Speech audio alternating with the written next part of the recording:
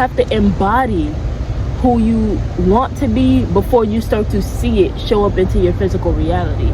If who you like, it's not even if, you have to literally imagine and then just start doing that. Just start acting it out using what you have. Because what people don't understand, what we fail to understand, is that in so many words, just like drawing, you can see your life as a big old picture, correct?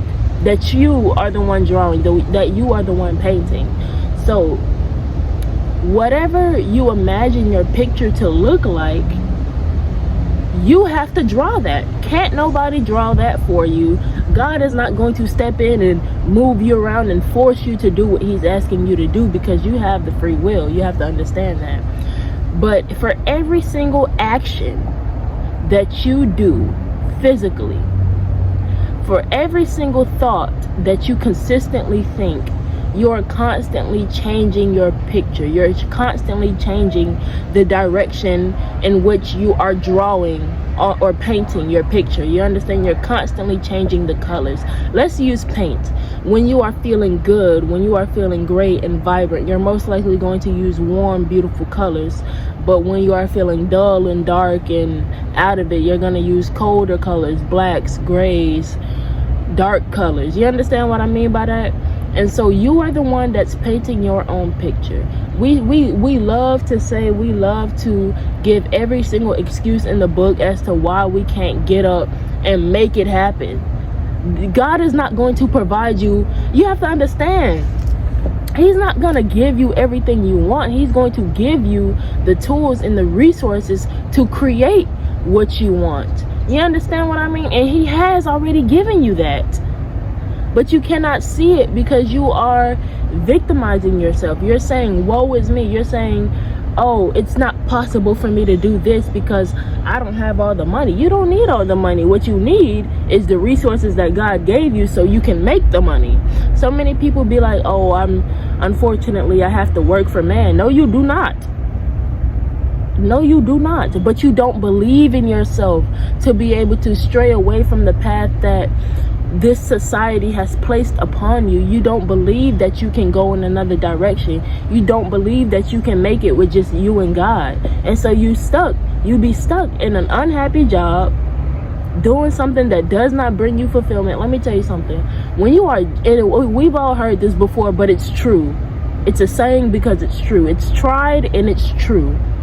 When you are doing something that you genuinely love every day, it will never feel like work.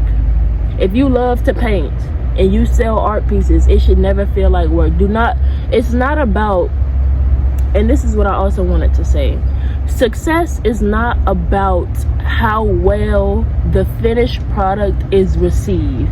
You understand what I mean?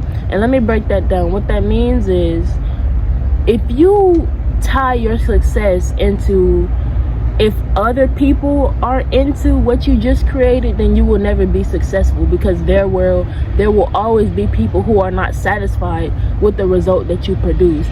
But success means is a start to finish process. It's not a how well the product is received process. You get what I mean? Start to finish means, number one, if you believe that you can create a great quality product, you've already started to succeed. If you believe that, if you feel good while creating the product, if you're pouring good emotions into the product, you're already succeeding. And then on top of that, when you enjoy the process of creating whatever your product is, that's success right there. And by the time it's all complete, real success, whether or not you really succeeded, is, did you enjoy the process of creating this? Are you content? Are you content with what you just created? If so, you've succeeded, and that's all that matters. And a lot of the times we get to the point where we stop being happy with what we create because we be so wrapped up in the end result of what we're creating, whether it's food, if you like to cook, or art, or handcrafted things, I don't know, furniture, things like that, clothes, things of that nature. You understand what I mean? But it just takes time. But you got to get back to yourself who was just happy just creating. And that ties back into what I was just talking about imagining where you want to be and going in that direction. Let your inner child come out and play. Because I said in my last video, if you haven't watched it, I suggest that you watch it or listen to it, however you want to flip it, toss it, dice it, and rub it down, I guess. But in the last video, I said that it's not our age that makes us childlike. God tells us to be childlike. So it's not our age that makes us childlike. It's not the fact that when you see a 3-year-old doing cartwheels and laughing and playing at everything and being so curious, when you see a 3-year-old just creating whatever kind of art, mixing colors and creating new concoctions and things like that, it's not the age that makes them do that. It's the fact that they are untainted. It's the fact that they know what life is really about. It's the fact that they are living from the soul. And I noticed that when I live, there are times where I get in my head, but then I pull myself back to reality. I noticed that when I pull myself back to reality and I'm present and I'm living from my heart, I'm living from my soul, I act just like how I was acting when I was younger. The only difference is being immature and being childlike are two different things. Understand that. I'm not saying to be immature. I'm saying to be childlike and let your imagination run wild. I also said this in the last video. I said that when I was a little girl, when I was in the 4th grade, there was this book, Charlotte's Web, and we read it as a class. And then we also seen the cartoon version and the live version of the movie. And I loved that series so much. I love Charlotte's Web so much. And I remember, I guess I just wanted a Charlotte's Web doll. Like I wanted a doll of Charlotte, I guess, but I didn't have, I mean I had dolls, but not one that looked like Charlotte, I guess. So I just drew a girl, probably it was about that big, probably no more than like 4 inches tall, on a piece of paper. And I cut the piece of paper out and I named her Charlotte. And that was my little doll of Charlotte's Web. What I'm saying with all of that, I used what I had to create the life that I wanted. You understand? I used the fact that I knew how to draw, the fact that I knew how to, I don't know, the fact that I knew how to draw, the fact that I could hold a pencil, the fact that I can see, the fact that I knew what it was in my head that I wanted to create. I had pencil, I had paper, I knew how to draw, put it all together, boom, I got the result that I wanted. And so it's not about having the actual doll. It's about using what I had and making the most out of what I had to bring fulfillment to what I desire. You understand what I mean? Because you have to really look at, so many people be unhappy because they are steady looking at what they don't have. How can you look at what you don't have when you don't have it? You could be like, man, I don't have $1 million in my bank account, man. That makes me so sad, man. I don't have good friends around me, man. I don't have. Quit it with the I don't have. You are speaking poverty into your life because you are abundant. Quit it with the... right now I feel like I'm targeting somebody right now. I can think of a few people who I want to say this message to, but like, oh my goodness, y'all ever just be wanting to, if it was possible for me to shake the truth into somebody, I really would. Unfortunately, I cannot put my hands on anybody because God would then put his hands on me, and I don't want that to happen. But God, you already know. Every single time you're talking about, I don't have money for this, I don't have time for this, I don't have the energy for this, I don't have. Guess what you don't have? You don't have nothing, because you are speaking poverty in your life. Every single time you're talking about, I don't have, you are making yourself poorer and poorer, because it's not about the physical material. Let me tell y'all something. And I've been going to church, if you guys are new here, for like the past month, going on 2 months. No, going on 1 month, because I started going in October. So it's pretty much been about a month. Look at this butterfly coming over here. Beautiful. Anyways, I've been learning about how God is sending us so many warnings that the Messiah is coming back. Jesus Christ is coming back. You understand? And we be so wrapped up in what I'm saying with all of that is, it'll be that day when he comes back is going to sneak up on us like a thief in the night, and all of us, you understand, we're all going to have to be slain, but he will have mercy on us who have, you know, been following his footsteps, and those who have been going down the path of salvation and repentance. But anyways, what I'm saying with all of that though, so I don't get thrown off by my own self, because like my last video was like, we limit ourselves, but I'm limiting myself. Okay,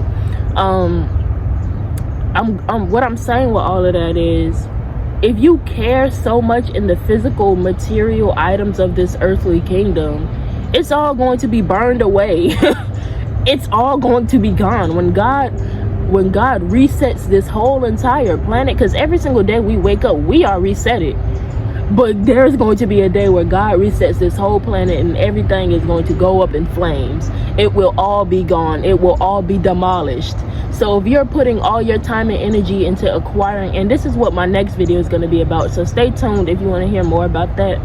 But if you are putting all your time and energy into acquiring so many, there's nothing wrong with having a car, shoes, clothes, but when that's all you care about is the physical aspects, the money, the all that other type of foolishness, man, just know one day it's all going to be gone.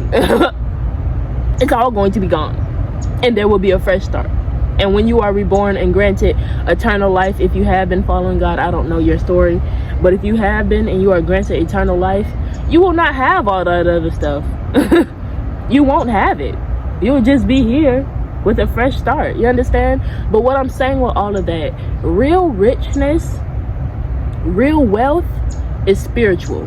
That's the type of wealth you need to be focusing on, because the more spiritual wealth you attract, the more you expand your spiritual bank account. In so many words, the higher you keep your energy, the higher your spiritual bank account is. Because, and I say that because abundance is not physical. You could have physical abundance and be broke as ever, broke as a joke inside spiritually. Your spiritual wallet is this small, the size of a penny. Not even, because a penny is bigger than a dime. Your spiritual wallet is the size of a dime. Matter of fact, your spiritual wallet, and that's why they say it only takes a mustard seed of faith, because when you grow that seed, it continues to grow bigger and bigger and bigger. And so your spiritual wallet is the size of a mustard seed, small. You understand?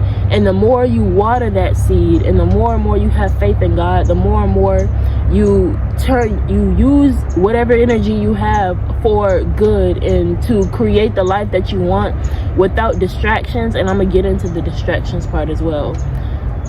The bigger that grows, you understand? It's not about what you have physically, it's about what you have within. Abundance is energetic. If your energy is abundant at all times, what do you think you're going to be attracting? You're going to be attracting high vibrational things at all times in your life if you keep your energy high, because the universe responds to what you got going on inside, not what you're doing on the outside. So for the people who are working an honest job out there, and they are pouring so much time and energy into working a job from another man, the universe sees that you're working, but the universe is like, this is not what you want your energy to go for. When you start to, this is not what you really want to be using your energy for, because God knows your heart. He's saying you don't want to be using your energy to put money in somebody else's pocket while they give you. That's like if I win a lottery and I gave my mama $2. That's what it's like working for somebody else, man. Not even $2, 2 shillings. You understand? And that's messed up though, and it's not supposed to be like that. I'm telling you, you will prosper abundantly when you walk down the path God is telling you to walk down. You do not need to be fearful of the fact that, how am I going to support myself? You got to stop with the questions. And what I was telling, I just did Bible study yesterday with a member from my church, and what I was pretty much telling her was, I stopped questioning God, because there is no flaw in him. There is no weakness in him. If he says he has a plan, just know he will deliver on that plan. Now, when it comes to humans, if me and you made a plan to, let's say, build a house, I would constantly be asking you questions. I would constantly be asking you, where are we getting the resources? Where are we getting the funding? Where are we getting the material? How is this going to happen? What land are we going to build it on? What is the house going to look like? Because man is flawed. Humans are flawed. Meaning, you know what I mean? Don't put your trust in man, put your trust in God. You understand? You putting your trust in man to keep you financially stable. You're putting your trust in man to keep a roof over your house, to keep food in your belly. Go to God for that. I'm so serious. And when you start to turn to God for these things, skip man and go straight to God, and he will prosper you. He will bless you. I'm telling you, run to him. Don't walk, don't slouch, run. Stand up straight and run. I'm telling you, because abundance is energetic and God is in everything. And another thing I wanted to say is, make the most out of where you are. I already said that, but here's where I'm going with that. Make the most out of where you are, because where God has you is temporary. Right now, he has you where he has you because there are lessons that you need to be learning here. There is something for you to learn. There is something that you're skipping over. And so he's like, okay, in the meantime, in between time, he wants to see you making the most out of what you have. God has created this beautiful paradise. I'm watching these birds just soar in the sky and be free. The butterfly just coming around the trees and all. This is a paradise, man. If you see it as any other thing, I don't know what to tell you, man. Maybe stop looking at the news, stop looking at social media, and disconnect and reconnect, because we love to pretty much, for some reason, keep ourselves in suffering. And that's what I said in my last video.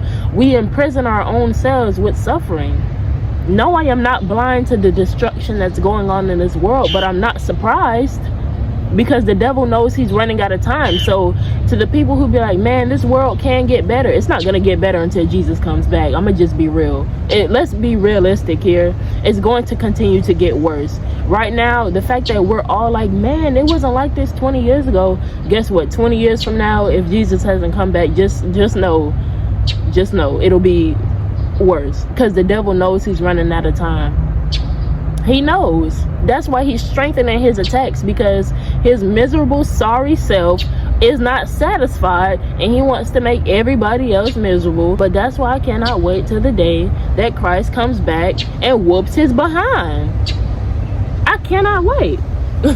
I cannot. I can't wait. Let me be real. I can't wait. However, each and every day I'm hoping that it's that day. You understand? Anyways, what am I talking about? You see, y'all, this is things that I be wanting to talk about for real, because I do not like that devil, man. I do not like that devil. I cannot. Let me stop saying I cannot wait, because I can wait, but every day I just be like, man, Christ, please. Now. I'm playing, God forgive me. Anyways, who am I to say now? You understand? That's what I be talking about. Like, let me humble myself. Let me bring myself back down to reality, because I am a sinner. Who am I to tell the perfect man to come back right now? Like, who am I? But the way I see it is like, let's say you're waiting in line, right? And the line is super long. At one point you were at the back of the line, and either way you're going to make it to the front of the line and be serviced. You understand? But if the whole time you are waiting in line you're just complaining, you're wishing that the line would move faster, bro, you're just making it harder on yourself, because either way the line is gonna move. So why not just enjoy the fact that you are in the line? Do something else with your time as you're waiting in line. I don't know, maybe pull out your phone and play solitaire. Maybe, I don't know, meditate in the line. Just be still and observe. Have a good time. Just choose to be happy, because that's what God wants us to do here. He still loves us though we are sinners. He still loves us though we are not perfect. He still wants us to have a good time though we are not perfect. Though there are times that we go against him, he's not mad.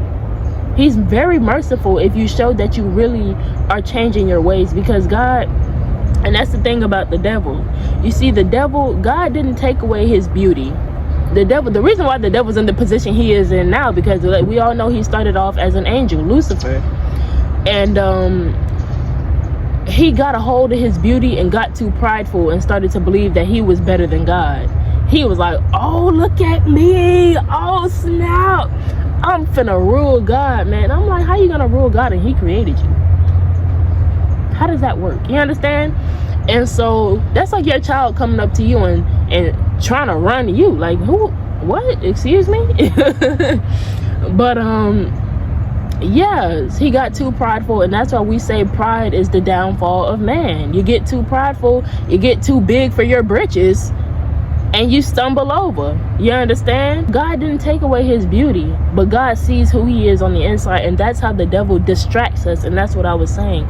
The devil knows he is beautiful. The devil knows that he can present something that looks good, but at the end of the day, it's not good for you. Just because it looks good don't mean it is good. You can see the devil as cake. If you eating cake all day every day, I can't. Ooh, ew. That's too much sugar for me. Ugh. Gross. But you understand, it would start to make you feel like that. And the devil, he's like, nah, you already ate the cake, you might as well eat some more. It tastes so good, don't it? It tastes so good, don't it? And that's how the devil gets his people, because he knows how to present something that looks good. He knows what beauty looks like. He knows how to pick our desires and how to get us. He knows how to manipulate us with our own desires. And the sooner you learn that, the more you learn, the sooner you learn to stand guarded. The quicker you learn that he manipulates us with our own desires, the more you'll realize how important it is to stand guard of your mind. But like I keep saying, just feel good where you are and make the most out of where you are, because I'm telling you, when you do that, you flow so effortlessly down your path. Just have fun and live from the soul. It does not matter what you think you don't have, or if you don't know how to make the most out of what you do have. Like I said, let your inner child come out and play.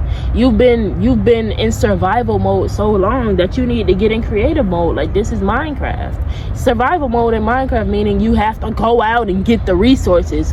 Creative mode means oh my gosh, not Minecraft being a perfect example. If y'all never played Minecraft before, okay, so my phone ran out of storage, but I think I was talking about Minecraft, and I was saying how in survival mode in Minecraft, you pretty much, unless you decide to like press the thing, you start off with like a starter chest or something. In so many words, you pretty much start off with nothing in survival mode. You have to go up to the trees and start punching the wood to get the wood. Then you have to make the sticks. Then you have to make the planks. Then you have to make the planks, then the sticks. Then you have to make weapons to fight off the mobs that are around us, and then you have to make swords to kill animals, and then you got to get cobblestone and put it together. Then you got to get coal, and so you can use a furnace, and you have to genuinely create you have to go out and get it yourself just to create the life you want to live. And that's living on survival mode, and that's not the way God tells us to be, because he has provided you with everything. Life is meant to be lived on creative mode. In creative mode, you have access to everything in creation that's in the Minecraft world. You have access to all the things, the diamonds, the food, the everything, the cooked food, the raw food, everything that you need, you have access to in creative mode in Minecraft. You just have to imagine what you want your Minecraft world to look like and create using those resources. You understand? And that's what it's about. I was just studying the Bible last night, and I believe it was on day 5 or day 4 when God created vegetation, and he created fruits and vegetables. And yet I got watermelon growing, cantaloupe growing, a mango tree growing, tomatoes growing. I've got all these things growing because I know a blessing when I see one. All it takes is one seed and you're rich. If you just have one mango seed, you plant that seed, and you might be like, oh man, these people, they have tons of mango seeds. You plant that one mango seed and you produce a mango tree that has about, let's say that mango tree produces 300 mangoes that summer. Now you done got, and then plus the mango tree, every single summer it will keep producing mangoes. That one seed will have you rich forever. You will never need another mango. You will never have to go to the store and buy mangoes again. And then the other thing about it is, for some reason, we live in a society where we are not free to roam the earth wherever we please. We gotta pay. I keep trying to say pray. We do need to pray, but we have to pay to travel around the world. We have to pay if we want to settle down in another country, and that's not how it's meant to be. That's why God, he's gonna come back and put an end to this. He knows this ain't right, man. He created this world for us to reign over, for us to govern the birds in the sky, the animals on the land, and the fish in the sea. He told us, be fruitful, multiply, and govern the earth. He created us in his likeness. And what that means is to be created in his likeness. He created us to be a reflection of who we are. And so that is why, a reflection of who he is. That is why when you are going against God, that is why you feel awful. Anytime you feel awful doing something, even if you're at that job that you're pouring your energy into and you don't feel good, you're going against God. It might not be the way in which you imagine someone going against God looks like, but you're going against God. Because anytime you are following the path that God has set for you, anytime you are living in his likeness, you will never feel bad a day in your life. When you allow yourself to have a good time, you're loving yourself. Because when you love somebody, when you love yourself, you want to have a good time. You want to feel good. You want to make that person feel good. And you have so much love within you. Some of us have become so calloused by the way other people have treated us. And one thing I've been bullied so bad. I've always been the outcast. I never was able to fit in. I gave a great example in my last video about a big gardening pot and a small cup. And I was never able to fit in with folks because deep down inside I knew that it just wasn't right. You get what I mean? Oh, another thing I wanted to say. As you are making the most out of where you are, God will continue to test you to see if you are ready to receive, because he's not going to let you receive what he has in store for you if you're not able to hold that blessing. If he's not going to send you this big blessing if you're not able to carry it. That is why he is constantly testing us and checking for any weak spots. He's like taking a little hammer. You know how they do the thing? I don't know if that makes sense, but you know how they do the thing on your knee to test your reflexes. He is constantly making sure them reflexes are working. He has to do that over and over and over again because it builds up our character. And when our character is strengthened, when our soul is nourished, we're able to be stronger. We're able to contain more. We're able to push past our limits, push past those boundaries. We're able to grow more and more because your potential is limitless. You can never stop growing. You can never stop learning. You can never stop healing. The more and more you grow, the more you increase your capacity. You understand? Your spiritual capacity.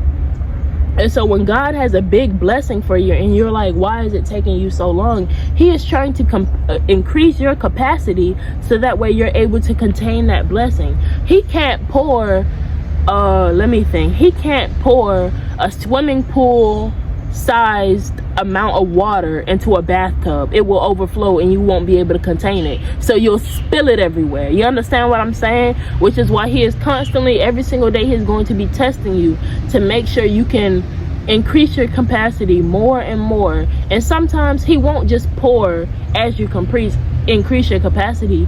He will pour once you get rid of all those bathtub toys that's taking up all the space, because you have to let go of space to make space. You understand? So then once you have finally reached that swimming pool size, then he can pour in all the blessings that you've been yearning for. And that's why you got to believe. Like I said, success, it starts at the very beginning. You have to believe. You have to really believe that it will turn out right. You have to really feel good about it turning out right. And then there will be. You've already succeeded right then and there. So he will throw in unforeseen circumstances to see whether or not you're really ready to increase your capacity. He'll see if you're ready to grow. You steady praying to him, you want these wonderful blessings, but he's like, you're not gonna get the, I hope you don't. He's like, I hope you don't think I'm gonna give you these blessings and you got all these cracks in your leaky bathtub. You got all these toys, you got all this dirt, you got all this grime. I hope you don't think I'm about to give you these blessings and your character is this weak. I hope you don't think that. I pray you don't think that. And so what he's doing is he's going to throw unforeseen circumstances at you to make sure you pass the test every single time, because God is in control of the circumstances, and the circumstances are a reflection of what you have going on within. So if you have leaks in your bathtub, that shows that there is a wound that needs to be healed. That shows that there is a weakness that needs to be strengthened. You understand? And so he wants to make sure we are strengthened, and so he would throw that our way. The only way to pass that test It's to show gratitude, humility, faith, perseverance, discipline. Anytime something happens in your life and you get bent out of shape about it, you done failed the test. God probably was like, I see, you know, and that's why people be like, oh, God tested my patience today. Yes, he is. Yes, he really is. Because you might be on a good streak of being kind to people and ignoring, you know, when people don't know how to act and everything like that. And then he'll send some crazy person who don't got themselves together and you're down your path he'll send them to cross paths with you just to see if you're still going to act the way you've been acting when you didn't have that force that was acting against you. Because you have that force. He sent that force in your life to act against you, to test your strength, to test to see if you would push it away. We know what force acting against us looks like. It's like going against the wind. He sent that in to see if you would tread forward or be pushed backward by what he sent into your life. And so when that crazy person, like for example, you're in a grocery store and somebody the cashier want to talk to you crazy, when you get crazy and you match the energy of that cashier, you done failed the test. Whole time you didn't even know that you failed the test, and then you got to go in the car and sit with yourself and you be like, dang man, I shouldn't have even acted like that. Now you see how you learn your lesson right after you make the mistake. Next time you have to keep that lesson in your mind. I used to be like that. I used to have somebody who I was always allowing to push my buttons, even though I was like, you know what, even though I knew deep down inside silence was the answer, silence was the best answer, don't even pay any time of day. I was able to do that when it came to any other person, but when it came to that one person, I always got out of character. And every single time it took me, it was trial and error. Every single time I had to remind myself, every single time I made that mistake, I was like, dang man, I knew I shouldn't even, you know what I mean? And now I'm at that point where I'm like, all right, I'm just gonna look at you. I'm just gonna stare at you and be like, I'm not even gonna say, are you done? I'm just going to stare at you. Because when somebody comes at you sideways and you take that in, that hatred, that negativity now gets transferred to you. They touch you with that. They infect you with that, because negativity is a disease. It is a sickness that can get passed along. It's like, ooh, it's bad, like the common cold, baby. And it gets spread along. You get what I mean? But when somebody comes at you sideways and all crooked and bent out of shape, and you do not take that in, and you just stand there and let them throw whatever kind of swords at you, people always be like, oh, I'm not gonna let people ego. And that's what I be saying about that pride, y'all. I be saying that pride get in the way. Hold on, I'm gonna get into that. Ooh, boom. You see how it all be connecting? But like I was saying, when you just sit there and let them throw any kind of sword at you, it will reflect back onto them, and they will have to live with that guilt. They will have to live with that misery, because when you take it in, they're looking for someone to share their misery with.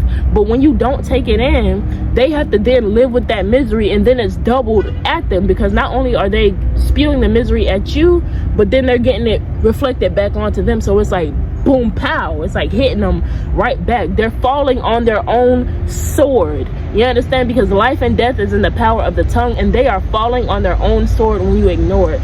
But like I said about the pride thing, so many people are living based on the ego, and that's not how God tells us to be. God tells us to be childlike. He tells us to be childlike and live from the soul. But when we live from the ego, we get too prideful. If somebody want to talk crazy about you, you get up and you be like, oh man, I ain't gonna let nobody play on my name, da da da da. Why not? Let them play on your name. It don't matter what how they perceive you. I genuinely don't care what anybody has to say about me, because you do not know me. You are not within my being. You are not living my life. You have not seen the things that I have gone through. You did not know me before I was born. The only person who has a say-so, who can judge, the only person who can judge, and I'm feeling his presence right now. The only person who can judge what I have really been through is the person who knew me before I was born, and that was my Father God.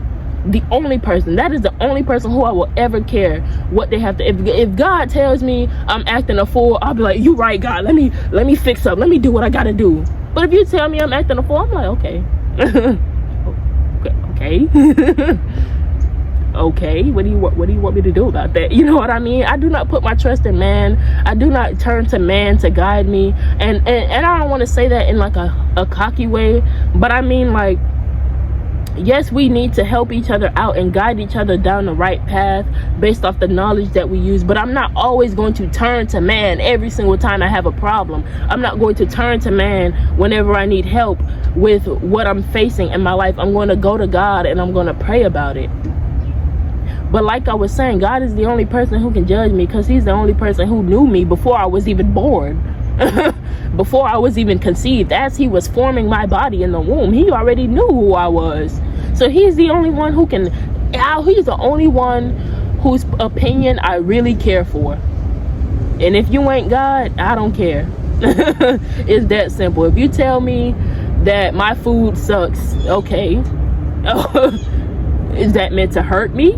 You know what I mean? But like I'm saying with the whole pride thing, so many people love to be big and bad and be like, want to pretend like they big and bad and be like, oh no, you're not gonna play on my name like that. You're not gonna play. And I used to be like that. I can speak about it because I used to be about it. You understand? I remember when I was in high school and I started working my first job at McDonald's. Them customers used to try me, boy, and I used to be like, oh no, you're not gonna play with my intelligence. Man, listen, man. Listen, man, I ain't with all that these days, man. I don't have, ooh, there I go. You see, and that's how I be. Like I said, I'm not a perfect person, but I do be catching myself, and I do keep it real with myself. There I was about to speak that curse over my life. I don't spend, it's not that I don't have, I don't spend my time and energy on things like that anymore. It's not that I don't have the time and energy for it, because technically I do. I just don't spend it on that, because your time and energy is your currency. Like I said, abundance is energetic. And so when you spend your currency on things that serve you, the more abundance you attract. But if you spending your abundance on things that only drain your pockets and don't pour into your spiritual wallet, then you're just becoming broker and broker and broker and broker and broker. I don't know if that's a word, broker, but you understand what I'm trying to say. But in so many words, God just wants you to witness his greatness, man. He's not, like I said, you're not in survival mode. You should be living from creative mode, because the soul, I said this in my last video as well. Really, go check out that last video, because I was dropping gems, y'all. Even when I was editing, I was like, dang, I'm really like, you know what I mean? But what I was saying with all of that is the ego strives to be productive. The ego was like, I'm productive. I have to be productive. I have to produce product as if I am a machine. And you are not a machine. The soul yearns to be creative. The soul yearns to look at the resources that it has in its life and do the most with it. Not to go out and get resources. God will give you the resources. You do not have to go and get them. God will deliver them to you. All you have to do is just make something shake with what he gave you. You understand? He just wants you to witness his greatness. He wants you to follow him. He wants you to listen to him. We gotta stop with the excuses. So many people, I seen a video the other day, then I'm gonna end this video. I seen a video the other day of these two guys, and they were in front of a bar, and it was this guy, and he seemed like a young man, probably like 18, 19, I think, and he was just asking them about, you know, if they've accepted Christ into their hearts and everything like that. One of them, you know, it was really sad. One of them, the first thing he said out his mouth, I know I'm going to hell. Oh my goodness. And he laughed about it. That's them demons, man. Them demons really be taking over folks, man. Because to say that as a child of God, we all are children of God. So for you to say that, it just shows how lost you really are from God. And like I said, I can talk about it because I used to be about it. I used to be that type of person that was condemning my own self to hell. Like I said, life and death is in the power of the tongue, and that young man is falling over his sword. And then the other young man was like, yes I have. And then so when the guy doing the interview was like, can I pray for y'all, they immediately walked away and started coming up with excuses. Actually, and in the Bible it says, if someone tells you that they know God, yet their actions don't show it, they are a liar. That person, his words says he wants to know God. His words say he wants to be about God, but his actions are showing that he is not. Your actions show who you are. Your words show who you want to be. The minute prayer was brought up, the demons scurried away. They was like, the demons have full control over that person's mind, and their mind is so weak that they just let the demons guide them in whatever direction. And that's why they are so lost, because the mind is just, in so many words, a slave, and they're just watching their life be destructed by their demons, but they don't know what to do about it because they believe that they are not weak. The minute you start to believe in yourself and believe in your power, them demons be like, oh Lord. That's what happened to me, man. The minute I started to believe in myself, the minute I started to get up, because them demons was holding me down, the minute I started to get up and stand on my own 2 feet, they was like, oh snap, and they ran, man. Let me tell you something. Praise and prayer will confuse the enemy. If you have the enemy within your mind, all you got to do is say, I rebuke it in the body. I rebuke you with the body of Christ. I rebuke you with the name of Jesus, and boom, they're gone. I just felt something get lifted off of me. I don't know what that was. I'm telling y'all, I feel lighter just saying it. I'm not even playing. That's so crazy. I felt my energy just get lighter in this moment. That is so crazy just by saying that. So whatever, maybe I felt the enemy lurking around me. I don't know what it was, but I feel so light right now. That is so crazy. And with that being said, praise and prayer will confuse the enemy, and he will go on and get somewhere. So you have to stand guard of your mind and fill your mind with God's word to strengthen it. But that's all I wanted to say for this video. I don't know how long this video is because it is like 2 separate clips, but I really do hope y'all enjoyed this video. I hope I got the messages across in this video. Did I say I really do hope I enjoyed, or did I say I really do hope y'all enjoyed? Anyways, what am I talking about? Anyways, yeah, I really do hope y'all did enjoy the video, man. Like, I'm back. I've been taking a break. Well, I ain't even been taking a break. I just been a little inconsistent, but I've got my mojo back. I've got that flame lit up within me because I've got a renewed mindset. My mind has been expanded a little bit more, and it's constantly doing that each day. And that's one more thing I want to say to y'all before I go. Strive for progress, not perfection. Just strive to do better than you did yesterday, and you will start to see that add up. Just like how if I plant, it's garbage day, y'all, so the garbage truck is going around, and it's like 11 a.m. So just like a tree, if you plant a mango seed, that tree will not instantly grow into a mango tree. It will not grow to its full potential.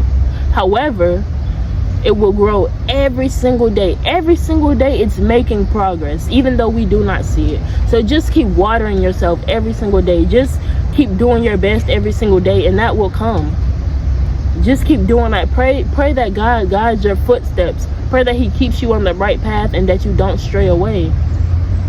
And that's all you gotta do, man. Even though you don't see the end, even though you don't know how things are gonna even though you might not see the end of your path, like if you're waiting in line, for example, even if you're waiting in line and you don't see the front where you're trying to be, just keep trucking along, just keep having a good time, and eventually, you don't even know it, but eventually you're moving. As long as you're having a good time, you're still taking steps forward, and then before you know it, boom, there you are at the front of the line. You'll be like, wow, really? Wow, oh my gosh, you know what I mean? Oh my goodness, what am I talking about? But that's really all that I have for this video. I hope y'all enjoy it, and I will see y'all. Oh, I want to say thank you for everybody tuning in to the videos, man. I really do appreciate y'all tuning in and joining the community and just being good people. Continue to be good people out there, man, because it is paying off. I'm gonna put a Bible verse on the screen right now. It's Galatians something, but it's pretty much saying, I gotta sneeze. Don't grow weary of doing good, because your season to reap what is soon coming. Something like that. And so what that means is, don't grow tired of being a good person. Don't grow tired of doing right by people. Don't grow tired of forgiving folks. Don't grow tired of being God-like. Don't grow tired of being God-like, because God is good. So don't grow tired of being good. He sees how good you are. Even if people aren't good to you, even if people don't appreciate how good you are. Like I said, success is about if you are happy with the product, not other people. If other people are not happy with the fact that you're doing good, that's on them. You need to be happy with the fact that you are doing good. You need to be happy with the fact that you are being good. But I'm really going to end this video here. Thank y'all so much for watching to this point in the video. I love y'all so much, and I will see y'all in my next video. Until next time, bye friends.